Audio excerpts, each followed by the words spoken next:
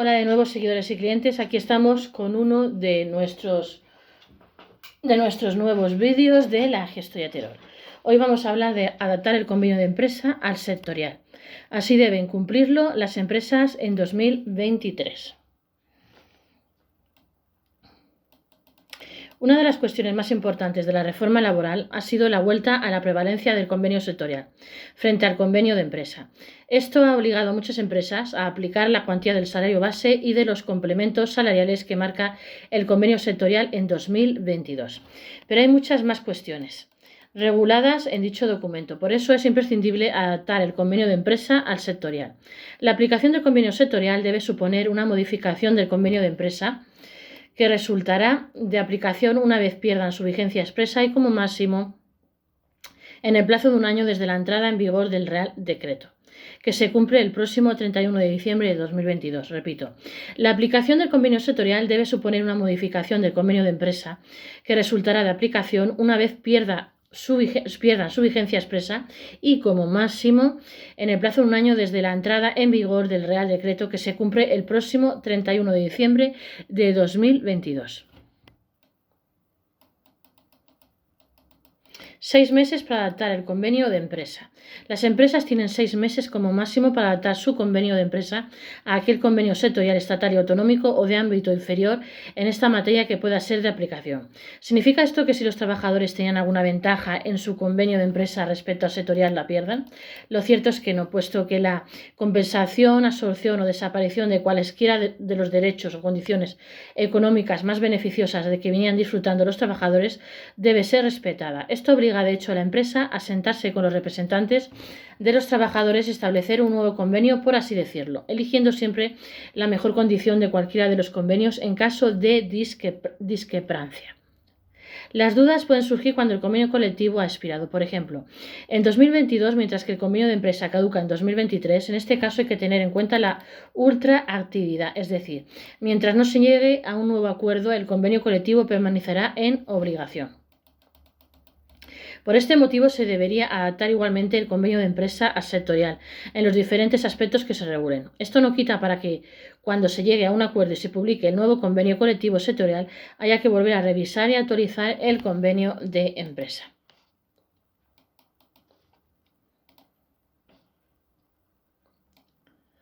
Ligar la subida de salario a la productividad. ¿Cómo ponerla en práctica en las empresas? Uno de los problemas que están afrontando muchas empresas es la inflación. Sus costes en materias primas o en transporte son mayores y tienen que repercutir en el precio final dicho aumento, pero hay una variable que se resiste. Se trata de la subida de salarios, donde las organizaciones de empresas apuestan por negociar subidas moderadas y ligadas a la productividad. Pero para esto es necesario medir bien dicha productividad de cada empleado y no todo el mundo tiene claro cómo hacerlo. El objetivo es que no se produzca una escalada de precios que haga que la inflación se mantenga en el tiempo. El problema es que los trabajadores, si no se equipara su subida de salario al IPC, pierde poder adquisitivo. O dicho de otra forma, les están bajando el sueldo.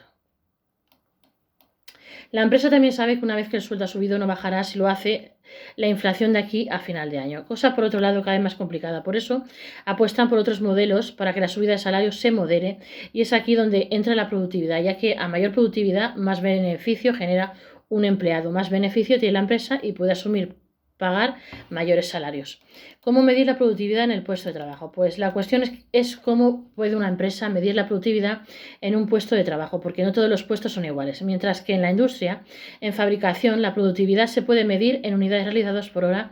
A un programador no se le puede medir por líneas de código. En muchas empresas se utiliza la fórmula más sencilla de tiempo de trabajo. Si todos tienen que trabajar 8 horas, pero se incide en tiempo de trabajo efectivo o puntualidad. En otros puestos se mira el número de tareas asignadas y resueltas al final del día o la semana. La trampa en este caso es que no todas son iguales y si no se ponderan adecuadamente, no siempre el que acaba más tareas sencillas es el más productivo.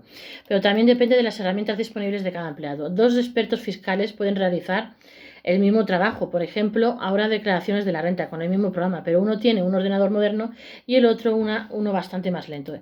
Y hay que tener en cuenta los picos de trabajo. No se va a mantener una productividad alta cuando el volumen de tareas es bajo. Cuando hay mucho volumen es cuando la concentración es clave para sacar adelante más trabajo y cometer menos errores. Trabajar por objetivos o productividad, pero no hay que confundir el trabajo por objetivos, que ligar el aumento de salario o tener un plus por productividad. Los objetivos se suelen fijar como un premio, un esfuerzo extra que debe hacer el empleado si quiere ganar dicho plus. En puestos como los comerciales son bastante comunes, más vendes, más ganas. No solo porque tienes más comisiones, sino porque pasado determinado volumen se aumentan dichos porcentajes para recibir la comisión. En otras ocasiones tiene que ver con cuestiones como la satisfacción del cliente, calidad de producto o similares. Son diferentes factores que se pueden aplicar para tratar de compensar la subida del IPC y que no todo quede ligado a este índice.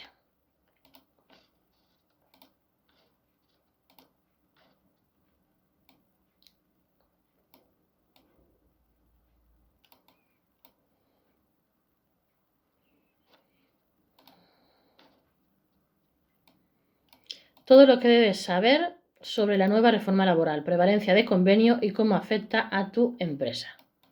El mercado laboral en España tiene algunos problemas que se repiten a lo largo de los años y que las sucesivas legislaciones no han sido capaces de corregir. No es sencillo y cada gobierno apuesta por su propia fórmula. Ahora estamos en plena negociación de un cambio legislativo que puede marcar los próximos años, por eso a la empresa le interesa saber qué se está negociando. Con este artículo vamos a empezar a realizar un repaso de los principales temas que están encima de la mesa en la nueva reforma laboral y cómo afectan a tu empresa. Iniciamos el repaso con la prevalencia del convenio. En España hay diferentes tipos de convenios laborales, que son el mercado en el cual se rigen las relaciones entre empresa y trabajadores. Podemos hablar fundamentalmente de dos tipos de convenio, los colectivos y los de empresa. Los que está en discusión en esta reforma es cuál prevalece. En caso de no tener convenio colectivo, la norma general que rige estas relaciones laborales es el Estatuto de los Trabajadores. Como norma, un convenio, ya sea colectivo o de empresa, fija como mínimo las mismas condiciones del Estatuto de Trabajadores. A partir de aquí, la mayoría de convenios mejoran las condiciones de diferentes aspectos, ya sea jornada laboral, salarios o diferentes plus que pueden tener los trabajadores según su puesto y categoría. Prevalencia del convenio sectorial. Hasta la reforma laboral de 2012 era el convenio sectorial o el colectivo el que prevalecía sobre el convenio de empresa. Es decir, si nuestra empresa pertenece al sector del metal, tenía que aplicar el convenio colectivo del metal correspondiente a su comunidad. Con esta reforma lo que se pretendía era ayudar a las empresas que tuvieran dificultades para poder adaptar las condiciones a su situación, sin mantener como referencia dicho convenio colectivo.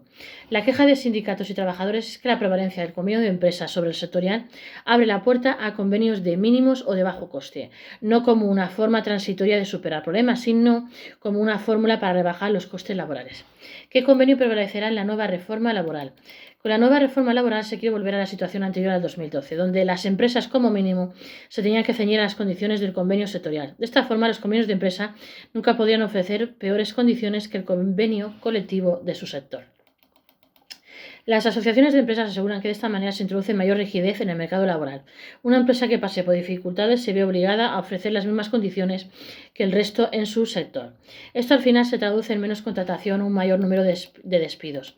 Los sindicatos, por el contrario, aducen que están generando puestos de trabajo de baja calidad y para ello muestran el aumento de la tasa de trabajadores pobres que teniendo empleo no ganan lo suficiente como para cubrir sus necesidades básicas. Y de postre, una de ultraactividad. Y a todo esto hay que unir una última variable, como es la ultraactividad. Se trata de una cuestión que también afecta a los convenios cuando estos caducan. Con la reforma de 2012 se condicionó la validez del convenio una vez caducado su periodo de vigencia un año más. Pero pasado dicho tiempo y si no se ha firmado un nuevo convenio, se volvía al Estatuto de los Trabajadores como norma marco.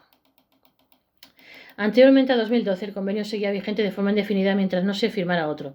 El objetivo del cambio fue apremiar a los agentes sociales a llegar a un acuerdo. La realidad es que en muchos sectores se ha aprovechado para reducir las condiciones que tenían pactadas. Los sindicatos creen que con esta alternativa su capacidad de negociación colectiva queda muy mermada.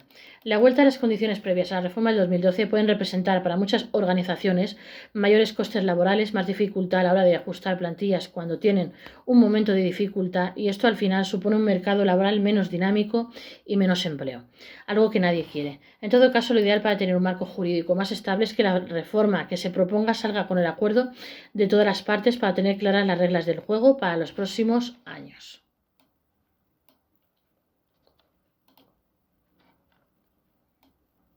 ¿Qué es la ultraactividad y cómo la afecta a tu empresa?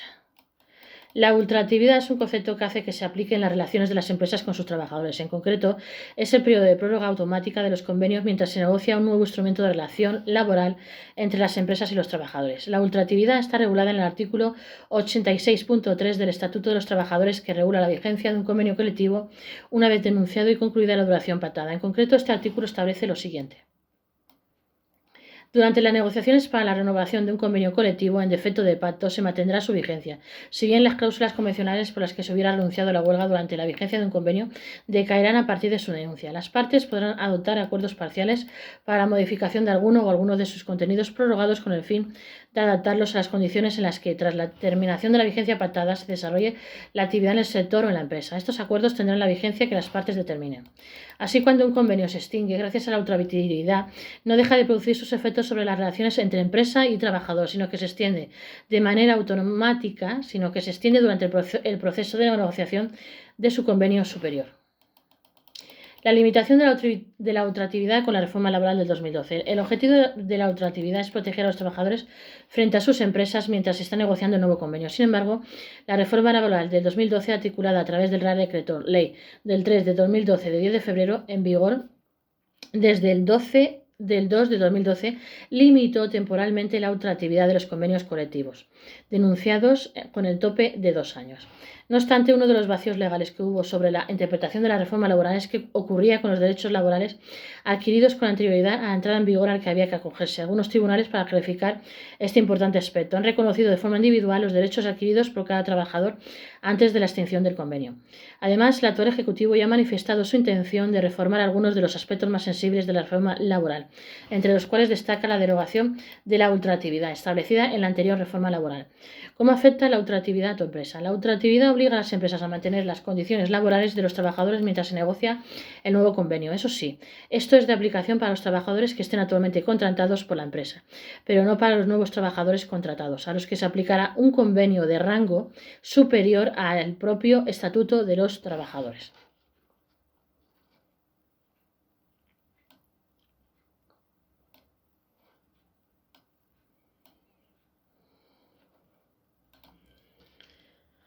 Y vamos un poquito más con los trabajadores. Mis empleados dedican 40 minutos a la pausa del desayuno. ¿Debo considerarlo trabajo dentro de la jornada laboral?